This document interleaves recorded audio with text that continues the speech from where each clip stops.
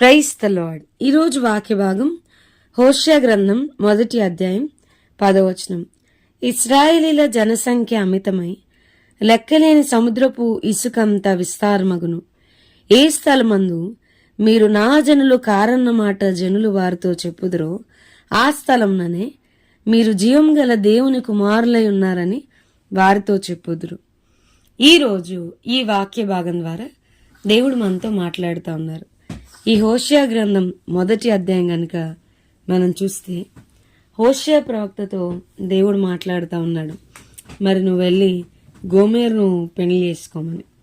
So మరి ప్రవక్త దేవుని మాటకు విధేయత చూపించి గోమెరును పెళ్లి చేసుకున్నప్పుడు గోమెరికి పిల్లలు పుట్టడం మొదలవుతూ ఉండేది. మరి మనం గమనిస్తే కనుక 1వ అధ్యాయంలో ఆమె గర్భవతి మరి కుమారుని కనినప్పుడు అతనికి యెజ్రెయేలు అని పేరు పెట్టు, నేను ఇంకొంతకాలం ఇశ్రాయేలుని శిక్షిస్తాను అని చెప్పి, తర్వాత మరొక కుమార్తె పుట్టినప్పుడు ఆమెకు లోరుహమ అని పేరు పెట్టు, ఆమె జాలి నొందంది అని పేరు పెట్టు, నేను ఇశ్రాయేలు వారిని క్షమించను, వారి ఎడల జాలిపడను అని మరి అర్థం ఇచ్చేనట్లుగా ఆ పేరు పెట్టు అన్నాడు.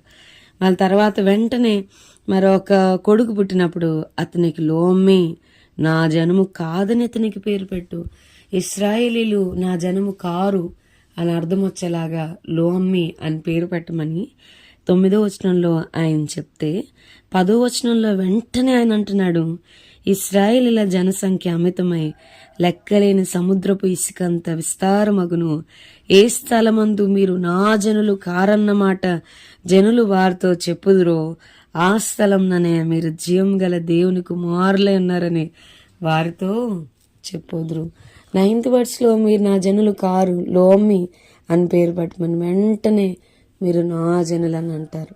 జీవం గల దేవుని కుమారులను మిమ్మల్ని అంటారని. నిజంగా మన దేవుడు ఆయన ఎక్కువ కాలం కోప్పడే దేవుడు కాడు. ఆయన చెప్తున్నారు కదా, వాక్యం అంటుంది ఆయన కోపము నిమిషమాత్రం ఉండును, ఆయన దయ ఆయుష్కాలం అంతా ఉండును. ఆయన అంటున్న నిమిషమాత్రము నేను విసర్జించి తిని గాని గొప్ప వాత్సల్యంతో నేను సమకూరుస్తాను. ఇశ్రాయేలీలు మరి దేవుని విడిచిపెట్టి ఆయనకు దూరంగా ఉన్నప్పుడు, ఆయనకు అవమానకరంగా ఆయన గాయములను రేపుతూ ఉన్నప్పుడు మీరు నా జనులు కాదు అని వెంటనే ఆయన వాళ్ళని జ్ఞాపకం చేసుకోవడం, వెంటనే మీరు జీవం గల దేవుని కుమారులని అంటారు. ఏ స్థలంలో మీరు నా జనులు కారని చెప్తానని అక్కడే మీరు నా జనులని ప్రజలు తెలుసుకుంటారని ఆయన చెప్పడం ఎంత గొప్ప కృప. మన ప్రభువు మన మీద కోపం ఉంచుకునే దేవుడు కాదు.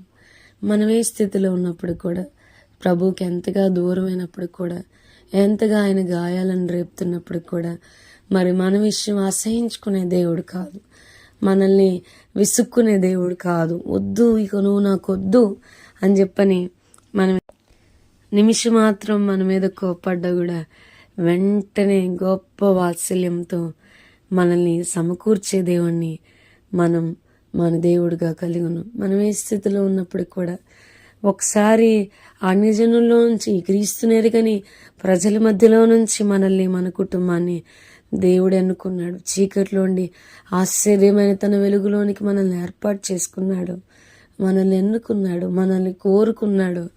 ఇన్ని సంవత్సరాల తర్వాత కూడా ప్రభుకు దూరం ఉండి ఆయన గాయాలను రేపుతూ మన కుటుంబాన్ని కట్టుకోలేని స్థితిలో, కనీసం మనల్ని మనమే కట్టుకోలేని స్థితిలో ప్రభుకు దూరంగా ఉన్నప్పుడు కూడా, అయ్యా స్థానభ్రంశం చేస్తావా, వేరెవరినన్నా నా బదులు కోరుకుంటావా?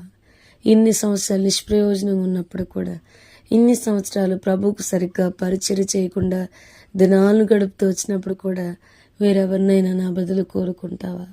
స్థానభ్రంశం చేస్తావంటే ఆయన అంటాడు, మొదట నిన్ను కోరుకున్నాను, మళ్ళా మనల్ని ఎన్నుకుంటున్న ప్రేమ ఇది. మరలా మనల్నే కోరుకుంటున్న ఆయన ప్రేమ ఎంత గొప్పది. నిమిషం మాత్రమే ఆయన కోపం. మన గాయాలను రేపుతున్నప్పుడు కూడా, ఆయన గాయాలు రేపుతూ బాహాటంగా ఆయన సిలువ వేస్తున్నప్పుడు కూడా మనల్ని విడిచిపెట్టడానికి ఇష్టపడని ప్రేమ, మనల్ని వద్దనుకోకుండా మరలా మన వెంటబడుతున్న ప్రేమ, లోబడనొల్లని కొరకు దినమెల్లా తన చేతులు చాపి ఎదురు చూస్తున్న ఆయన ప్రేమను బట్టి ఆయన స్తుతిస్తూ, ప్రభా మేము నీ కొరకు బ్రతకాలి. వాక్యం చెప్తుంది, కృప విస్తరించినది పాపమందు నిలిచిందిమా. అట్లని రాదు. పదే పదే ఆయన మన మీద కోపం ఉంచుకోకుండా గొప్ప వాత్సల్యంతో మనల్ని సమకూరుస్తున్నప్పుడు ఆయన ప్రేమ చులకన చేసుకోకుండా ప్రభు కొరకు రోషంగా పరిశుద్ధంగా ఆయన సొత్తైన ప్రజలుగా జీవించుటకు ప్రభు మనకు సహాయం చేయనుగాక. ఆమెన్. ప్రార్థన చేసుకుందాం. ప్రభా, ఈరోజు వాక్య భాగం ద్వారా మీరు మాతో మాట్లాడినందుకు వందనాలు. వాక్యం విన్న మా ప్రియులైన వారిని అందరినీ దీవించి ఆశీర్వదించమని యేసు నామం అడిగి వేడుకొంచున్నాం తండ్రి. Amen. God bless you and have a blessed day.